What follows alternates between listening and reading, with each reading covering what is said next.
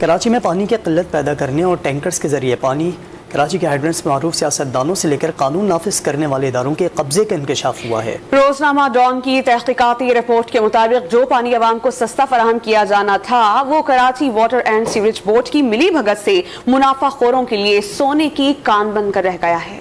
نامور سیاستدانوں، Karachi water and sewerage board اور قانون نافذ کرنے والے اداروں نے ہائیڈرنٹ مافیا کے ساتھ مل کر کراچی والوں پر قیامت ڈھا دی۔ ڈان اخبار کی تحقیقی رپورٹ نے اہم رازوں سے پردہ اٹھا دیا۔ پانی کی غیر قانونی فروخت میں کم از کم 6 کروڑ 20 لاکھ روپے یومیہ اضافہ ہو رہا ہے۔ صرف 6 علاقوں نیپا، شیرپاؤ، صفورہ، منگوبیر، سخی حسن اور لانڈھی میں قائم ہائیڈرنٹ سے یومیہ 3 کروڑ 20 لاکھ گیلن پانی ٹینکروں میں بھر کر فروخت کیا جا رہا ہے۔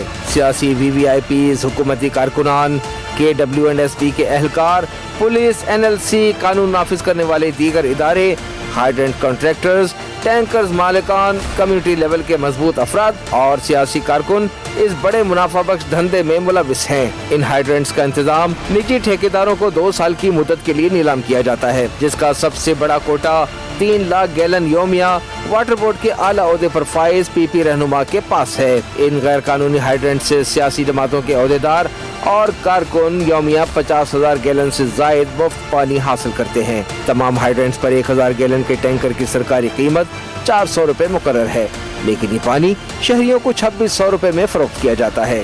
روزنامہ ڈان کے مطابق MD واٹر بورڈ اعتراف کرتے ہیں کہ یہ نظام پیسہ کمانے کے لیے نہایت نرمی سے چلایا گیا۔ ان کے مطابق واٹر بورڈ 6 سے 7 کروڑ روپے ماہانہ کماتا ہے، لیکن اسے کم از کم 200% زیادہ ہونا چاہیے۔ نیب کی فہرست کے مطابق کراچی میں واٹر بورڈ کی لائنوں سے میٹھے پانی کے کم از کم 86 غیر قانونی ہائیڈرنٹس قائم ہیں، جن سے روزانہ 7,000 سے زائد ٹینکرز پانی ہڑپ کر کے من مانی قیمتوں پر فروخت کر دیا جاتا ہے۔